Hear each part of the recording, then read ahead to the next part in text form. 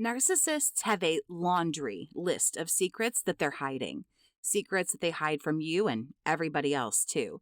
There are those among them who are better, of course, at hiding these secrets than others, but they never ever want you to really learn about any of these things.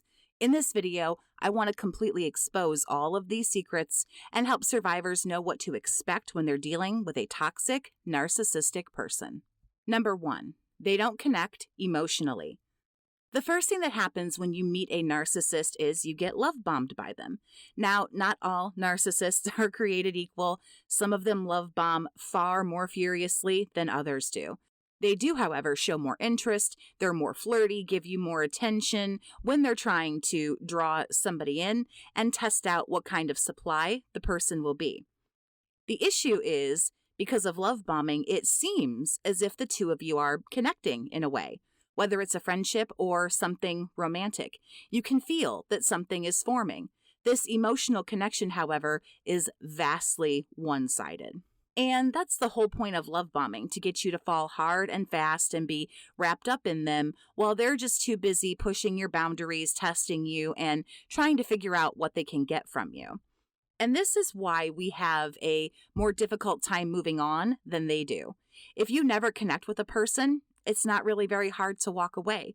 The deep emotional connection just never forms on the side of the narcissist. The love bombing simply has us confused that some mild interest, passion, lust, or other interactions is an actual, true emotional connection.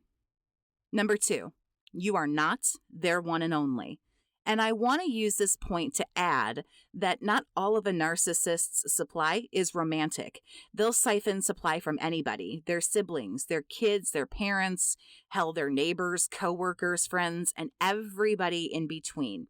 You are never the only one under the spell of this narcissist that you're dealing with. It might not look like they have something else going on romantically, and maybe they don't, but rest assured there are other avenues for them to drive down to get an ego boost or two if they seem to think they need it, which they always do. We'll get how they go about doing this here in just a minute, because that's a secret too, albeit probably not a very well-kept one. Number 3, the cell phone is a lifeline. You see, I told you we'd get here. Again, not a very good secret, but the cell phone is attached to a narcissist at the hip most of the time. Even though some of these secrets aren't kept very well, the narcissist will always hope that you continue to fall for their bullshit and that you never find any of these things out. Narcs are filled with their overinflated egos and their arrogance, and these things have them convinced that they're keeping secrets perfectly fine and well, when in all actuality, that's not so much the case. A narcissist's cell phone, which if you want to know what's actually going on in their phone, I'll link a video I did a couple of months ago at the top of the screen for you there, but this phone is basically their complete harem in a nice convenient little gizmo that fits in their pocket. The cell phone, of course, holds the social media, the dating apps, and other secrets they have. Again, check out that video for a deeper dive into the cell phone stuff. But this is what they use to hoover people, find new people, keep people in line, and run their little narcissistic empire. It helps them to have control over dozens of people without even ever having to leave the sofa if they don't want to. It is a huge tool for them to use, and it is a secret they hope you never find out about. Number 4, sex is a tool. I'll be as delicate as I can on this point because there's no need to be crude and YouTube doesn't like it anyway, but this is absolutely a tool for both male and female narcissists alike, but both genders have some secrets behind it. The female narcissist typically pushes for this kind of interaction very quickly. It's a very serious step to take with the person, and the narcissist hopes that you will confuse the intimacy and the closeness of this act as genuine interest, emotional connection, and feelings. And I assure you, it is none of those things. This is what female narcs do to get a person hooked on them, and then without warning, they begin to withhold and possibly breadcrumb anything physical, and then it becomes a bargaining chip. And of course, the age-old tale, it's also used as an ego boost. They feel wanted, desired, and happy that they're luring somebody into their web. Male narcs use this tool also as nothing more than really an ego boost. It is less about trying to trap a person like it is with a female narcissist, but male narcs also carry that same misconception, although it works a lot of the time. This act will mean more to you than it does to them, but either way you slice it, this is something that they never ever want you to know about. They never want you to see through it, that it doesn't really mean anything. It's all designed to keep you around longer, it makes you do more for them, and it also gives you the false hope that they actually love you. And an added little bonus secret here, they don't love you, but they don't love them, so we'll get there too. If you're finding your way through healing from a horrific narcissistic relationship, I am available for phone chat sessions. I offer this service to survivors and provide a safe, judgment-free space where you can confide in me like a friend. You can get support, validation for what you're going through, and if you need it, I can offer guidance, tools, tips, and tricks for getting past rumination, a trauma bond, going no contact, and more. You can set up a chat with me today by clicking the link on the screen, sending a text for more information, or by sending me an email. I'm here for you through every step of your journey in healing and recovery. Number 5, they love drama. Something that they do actually love.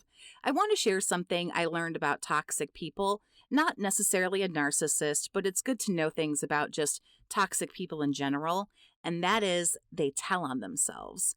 People like narcissists say really weird things in conversation that more well-adjusted people just don't say. It's common for a narcissist to say these things that don't seem weird at the time, but they really are. Something like, I swear to God this actually happened. Or, I know this sounds unbelievable, but it's true. They might say something like, I've never cheated on anybody. I'm not a cheater. And lastly, the one that connects my point here, they say, I hate drama. And these are just weird things to say. I can't mention that enough times. I say none of these in my day-to-day interactions with people, and you probably don't either. There is something to be said for a person who feels the need to drive these points home. And it's simple. It's because it's a lie. People who say, I hate drama, you'll find they love it, or you'll see them always involved in drama, and then they act flustered and frustrated, and oh my, how do I keep getting pulled into all of these situations? How does this keep happening? They're not pulled in. They stir it up, they shake it up, and they insert themselves into the drama. Narcissists need drama and other things to amuse themselves. When you begin to get devalued after the love bombing phase, half of the time, it's because the narc is just bored of the situation and they're looking for a little fun. They possess a novelty-seeking behavior that has them looking for what will give them the drama, the excitement, and some cheap thrills. And they're always hoping that you won't connect the dots and discover that little phrases like I hate drama are complete and utter lies. Number 6, they couldn't care less about labels. Whether you're married, dating, or just friends, there are only 2 labels that a narc really does care about. Are you good supply or are you not? Now, they might push you to get into a relationship, and yes, they might push you to get married, but it's not the label that they're looking for. It's just to see if they can get more from you and keep you around longer. You see this when a relationship ends and they ask you to be friends. Or they might keep you in the friend zone the whole time. But then there are certain times you'll notice that that line between friendship and romance gets very blurry. And this is because they don't really care what it is or what you call it. Do they have access to you? Can they manipulate you? Or can they not? And this is a big secret they try to keep and they hope you never catch on to. Number 7, you are replaceable. I'm not saying you'll be replaced with somebody good, but you are 100% replaceable to a narcissist. And people like this, they don't value the supply that they have because it's simply a dime a dozen. You might be working out well for them in the moment, but it's never enough. And as soon as your devaluing hits, sometimes even before, their head is already on a swivel looking around for someone else to add to the mix. You are 100% replaceable. And here's the thing, survivor, you have to be. These emotional vampires suck you dry, blame you for not being the same as you used to be after they've terrorized you and tortured you, and then on like a tornado tearing through a town, fast, unrelenting, gone without giving a damn about the destruction they've caused that takes so long to repair. There will be another person and another person and another person. Love bombing is all about setting you up to feel like you're great and absolutely irreplaceable, and they hope that you never see through this. And if you do, they will work very hard to remind you that if you're feeling this way, well, that's your fault. Number 8, they are insecure, weak, and jealous. Now, this one is more for the overt and more malignant narcissist.